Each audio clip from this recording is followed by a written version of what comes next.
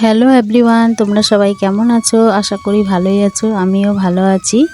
আজকের ব্লগটা আমি শুরু করলাম রাত্রিবেলা। আজকে রাত্রে আমি রান্না করছি চানার তরকারি আর শুকনো রুটি।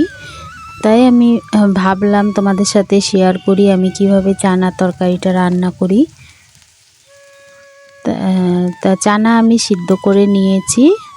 250 গ্রাম মতন চানা আছে এখানে, সেদ্ধ করে নিয়েছি। আর এদিকে কড়াইতে আমি তেল দিয়ে তার মধ্যে পেঁয়াজগুলো কেটে ছোট ছোট করে দিয়ে দিয়েছি।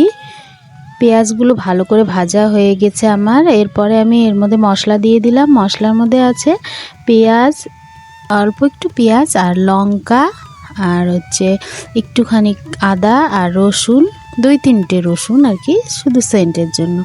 এগুলো দিয়ে টমেটো দিয়ে একটু পেস্ট করে নিয়েছিলাম। ওই পেঁয়াজ ভাজা হয়ে গেছে, তারপরে আমি মশলাগুলো দিয়ে ভালো করে কষিয়ে নিয়েছি। আর এদিকে আমি তাওয়াতে রুটিও বসিয়ে দিয়েছি, রুটিও করে নিচ্ছি সাথে সাথে। এদিকে মশলাটা ভাজা হতে হতে ওদিকে আমি রুটিও করে নিচ্ছি। আর বেশি কিছু মশলা লাগে না, এর মধ্যে একটু পেঁয়াজটা বেশি দিলেই ভালো হয় চানার তরকারিটা। তা আমরা একটু পেঁয়াজটাই এর মধ্যে বেশি দিই। মশলা মানে একটু নামমাত্র একটু দিতে হয়। আর একটু তেলটা একটু কমই ইউজ করি এখানে। মশলাটা ভাজা হয়ে গেছে, সেই জন্য একটুখানি আমি জল দিয়ে দিলাম। জল দিয়ে একটু ভালো করে মশলাগুলো ভেজে নিচ্ছি।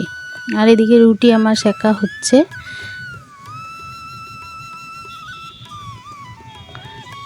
তা তোমরা কিভাবে রুটি বানাও আমাকে বলো। আমি এইভাবে রুটি বানাই। 3-4টা করে একবারে রুটি দিয়ে সেকে তারপরে উঠিয়ে নিই আমি। একবারে 4-5টে রুটি একবারে সেকে নিই আমি। তা ভালো করে এদিকে মশলাটা ভাজা ভাজা হতে হতে এদিকে রুটিও বেলে দিয়ে দিচ্ছি, আর এদিকে মশলাটাও করে নিচ্ছি। একসাথে দুটোই রান্না হয়ে যাবে, তাহলে একটু কম সময়ে লাগবে।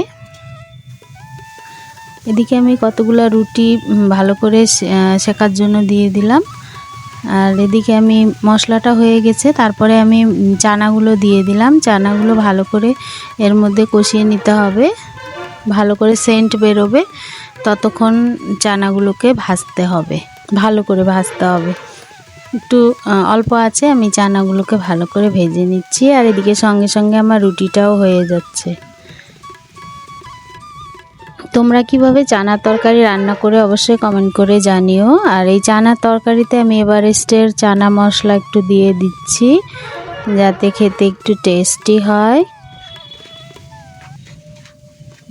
তা আমার চানার তরকারিটা কীরকম হলো কমেন্ট করে জানিও। দেখতে তো ভালোই লাগছে, এখন খেতে কীরকম হয়েছে খাওয়া হলে তারপরে বলতে পারবো। আর এদিকে আমি রুটিগুলো এক এক করে এবার সেঁকে নিব। 4-5টা রুটি একবারে তাওয়াতে ভেজে তারপরে এক এক করে সেঁকে নিচ্ছি ভালোভাবে। তো তোমরা দেখতে থাকো।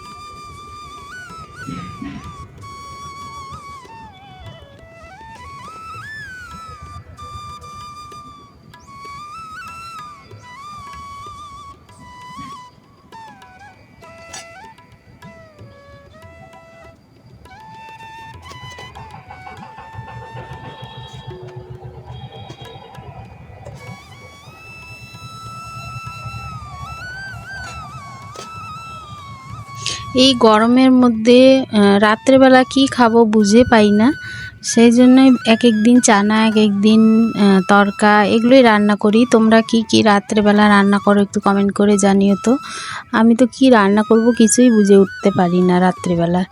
আর আমাদের তো রুটি খেতেই হয়, কেন আমাদের বাড়িতে সুগারের পেশেন্ট আছে, সেই জন্য রুটিটা আমাদের লাগবেই। আর বাচ্চাগুলো একদম ভাত খেতে চায় না, সেই জন্য আমরা প্রত্যেক দিন রাত্রেবেলা রুটিই খাই।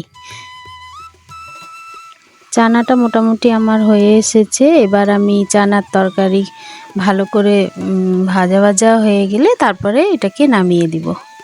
আর আমার রুটিও হয়ে গেছে, আমার রুটিগুলো সেকা হয়ে গেছে, চানাও হয়ে গেছে, রুটি হয়ে গেছে।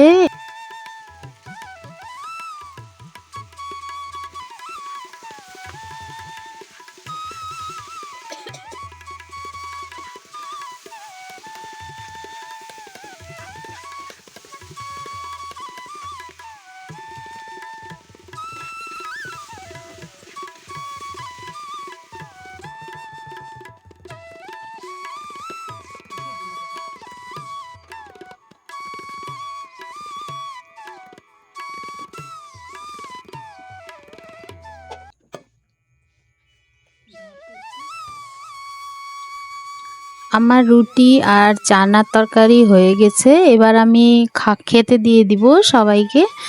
আর আমার ভিডিওটা কীরকম লাগলো অবশ্যই তোমরা কমেন্ট করে জানিও। আর ভালো লাগলে অবশ্যই একটা লাইক করে দিও, শেয়ার করে দিও, আর সাবস্ক্রাইব করতে ভুলো না। আমার সাবস্ক্রাইবার অনেক কম, তোমরা একটু সাপোর্ট করো, আমার চ্যানেলকে একটু সাবস্ক্রাইব করে দিও। তা আজকের ভিডিও এই পর্যন্তই।